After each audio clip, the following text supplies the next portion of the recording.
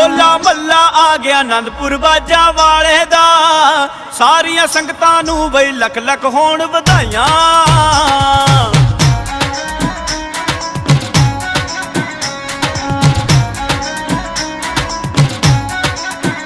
ਹੋਲਾ ਮੱਲਾ ਆ ਗਿਆ ਆਨੰਦਪੁਰ ਬਾਜਾਂ ਵਾਲੇ ਦਾ।